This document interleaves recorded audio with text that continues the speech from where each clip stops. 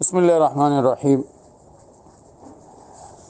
احادیث کے موضوع پر جب بھی کتاب لکھی جاتی ہے یا جب بھی لکھی گئی ہے زمانہ قدیم میں، تو ان کتابوں کی مختلف نوعیت رہی ہے۔ بعض کتابوں کے مصنفین نے یہ دعویٰ کیا کہ جی ہم نے اپنی کتاب میں اس بات کا اہتمام کیا ہے کہ ہماری کتاب میں صحیح کے علاوہ کوئی اور چیز نہیں آئے گی۔ یہ دعویٰ امام بخاری نے بھی کیا، امام مسلم نے بھی کیا، ان کے بعد بہت سارے لوگوں نے کیا، لیکن ان کی کتابوں میں احادیث صحیح کے علاوہ نہیں ہے۔ یہ بات امام بخاری اور امام مسلم کے حد تک تو مانی جا سکتی ہے۔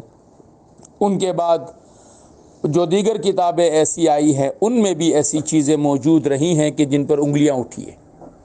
ہماری بعض کتابیں جنہیں ہم صحاح کہتے ہیں، صحاح ستہ، صحیح ترمذی ہے، صحیح ابن ماجہ ہے، ان میں بھی بہت کمزور روایت رہی ہے، یہاں تک کہ ابن ماجہ میں من گھڑت روایات بھی ہے۔ تو ایک وہ کتابیں جنہوں نے کہا دعویٰ کیا کہ جی ہم نے صرف صحیح چیزیں رکھی، لیکن یہ دعویٰ صرف بخاری مسلم کے حد تک تو درست مانا گیا ہے۔ اس کے بعد دیگر کتابوں میں کمزور چیزیں رہی ہیں۔ کچھ کتابیں ایسی رہی ہے کہ جنہوں نے کہا کہ جی ہم نے کوشش کی ہے کہ اپنے ہاں صحیح چیزیں رکھیں، لیکن ہمارے ہاں حسن بھی ہیں، ضعیف بھی ہیں، اور یہ کیٹیگری جو ہے ہماری اکثر رہی ہے۔ اور ان کتابوں میں سب کچھ موجود رہا ہے، صحیح بھی، ضعیف بھی، حسن بھی، اور یہاں تک کہ من گھڑت روایات بھی۔ اور ان سب کی وجوہات یہ رہی ہے کہ ہر آدمی نے اپنے طور سے پوری کوشش کی کہ جتنا میسر ان تک چیزیں میسر ہو، انہوں نے اپنی کتاب کو بہتر سے بہتر کرنے کی کوشش کی۔ فضائل اعمال آج سے کوئی 90-100 سال پہلے لکھی گئی کتاب ہے، اور معاف کیجیے گا کوئی 70-80 سال پہلے لکھی گئی کتاب ہے۔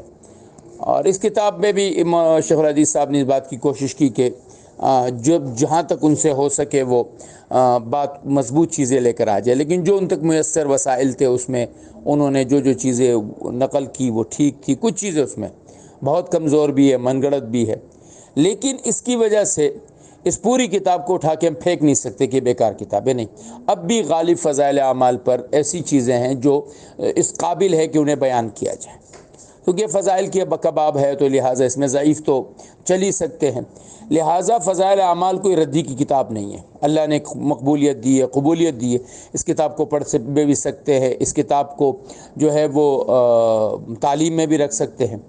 ایک مشکل جو ہمارے ہاں آتی ہے وہ یہ ہے کہ اگر آج کوئی شخص اٹھ کے کسی روایت کے بارے میں یہ بات کہتا ہے کہ جی یہ روایت صحیح نہیں ہے، اسے بیان نہیں کرنا چاہیے، تو آگے سے جو ایک ریئیکٹ آتا ہے نا کہ جی وہ تو شیخ الحدیث صاحب نے نقل کیا، تو بھائی یہ تو پھر اب کسی بھی کتاب کے بارے میں کہہ سکتے۔ شیخ الحدیث صاحب سے پہلے بھی بہت ساری کتابیں لکھی گئی، تو یہ جو ریئیکشن ہے نا کہ جی آپ زیادہ جانتے ہیں یا شیخ الحدیث صاحب، تو اس کا جواب کسی کے پاس نہیں ہوتا۔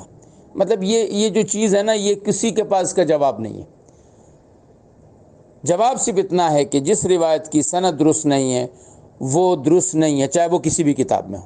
لہذا فضائل اعمال کو پڑھ سکتے ہیں، بیان کر سکتے ہیں، تعلیم میں رکھ سکتے ہیں، لیکن جس روایت کے بارے میں تحقیق ہو جائے اور مستند آدمی تحقیق کر لے کہ اب یہ درست نہیں ہے، بیان نہیں کرنا چاہیے، اس میں آرگو نہیں کرنی چاہیے، اس میں پھر بحث مباحثہ نہیں کرنا چاہیے۔